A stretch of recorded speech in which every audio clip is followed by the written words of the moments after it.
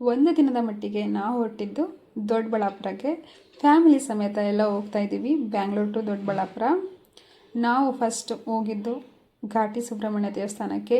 ಬೆಳಗ್ಗೆ 4:15ಗೆ ಎದ್ದು ಎಲ್ಲರೂ ಫ್ರೆಶಪ್ ಆಗಿ ಹೊರಟಿದ್ದೀವಿ. ಬೆಳಗ್ಗೆನೇ ದರ್ಶನ ಚೆನ್ನಾಗಿರುತ್ತೆ ಅಂತ ಹೇಳಿ ಬೆಳಗ್ಗೆನೇ ದೇವಸ್ಥಾನಕ್ಕೆ ಬಂದ್ವಿ. ಹಾಗೆಯೇ ದರ್ಶನ ಸಹ ತುಂಬಾ ಚೆನ್ನಾಗಾಯಿತು. ನಾನು ಫಸ್ಟ್ ಟೈಮ್ ಇಲ್ಲಿಗೆ ಬಂದಿದ್ದು ಘಾಟಿ ಸುಬ್ರಹ್ಮಣ್ಯಕ್ಕೆ. ನೋಡಿ ಈಗ ಆಲ್ರೆಡಿ ಎಷ್ಟು ಜನ ಬಂದಿದ್ದಾರೆ ಅಂದರೆ ಬೆಳಗ್ಗೆನೇ ತುಂಬ ಜನ ಬಂದಿದ್ದಾರೆ. ನಮ್ಮದು ದರ್ಶನ ಆಯಿತು. ಅಲ್ಲಿಂದ ನಾವು ಹೊರಟಿದ್ದು ನೆಕ್ಸ್ಟ್ ನಂದಿ ಹಿಲ್ಸ್ಗೆ ಹೋಗೋಷ್ಟೊತ್ತಿಗೆ ತುಂಬಾ ಹಶ್ವಾಗೋಯ್ತು. ಅಲ್ಲಿ ಹೋಗಿ ಎಲ್ಲರ ಜೊತೆ ಕೂತ್ಕೊಂಡು ಉಪ್ಪಿಟ್ಟು ಮಾಡಿ ಎಲ್ಲರ ಜೊತೆ ಕೂತ್ಕೊಂಡು ಉಪ್ಪಿಟ್ಟು ತಿಂದ್ವಿ. ತುಂಬಾ ಚೆನ್ನಾಗಿತ್ತು.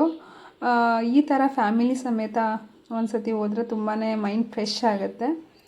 ನೆಕ್ಸ್ಟ್ ಅಲ್ಲಿಂದ ನಾವು ಬಂದಿದ್ದು ಸ್ವಲ್ಪ ಮೇಲೆ ಬಂದ್ವಿ. ಹಾಗೆಯೇ ಇಲ್ಲಿ ಕಲ್ಯಾಣಿ ಇತ್ತು.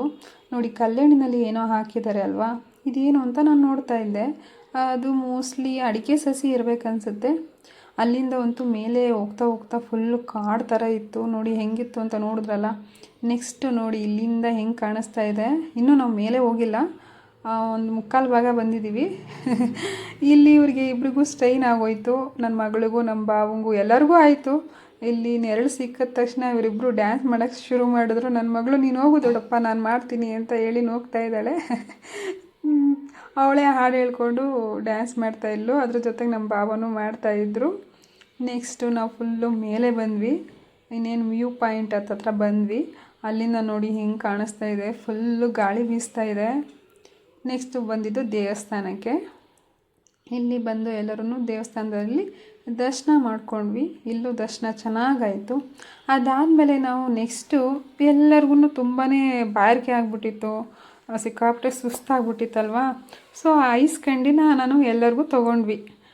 8 ಜನ ನಾವು ಹೋಗಿದ್ದು, ಎಲ್ಲರೂ ಐಸ್ ಕ್ಯಾಂಡಿ ತೊಗೊಂಡ್ವಿ. ಅದಕ್ಕೂ ಮುಂಚೆ ಇಲ್ಲಿ ವ್ಯೂ ಪಾಯಿಂಟ್ಗೆ ಹೋಗ್ಬಿಟ್ಟು ಬಂದ್ಬಿಡೋಣ ಅಂದ್ಬಿಟ್ಟು ವ್ಯೂ ಪಾಯಿಂಟ್ಗೆ ಬಂದಿದ್ವಿ. ನೋಡಿ ಇಲ್ಲಂತೂ ತುಂಬ ಜನ ಇದ್ದರು. ಇಲ್ಲೂ ಇಲ್ಲೆಲ್ಲ ಫೋಟೋಸು ವಿಡಿಯೋಸು ಎಲ್ಲ ತೊಗೊಂಡು ಇದಾದಮೇಲೆ ಐಸ್ ಕ್ಯಾಂಡಿ ತೊಗೊಂಡಿದ್ವಿ.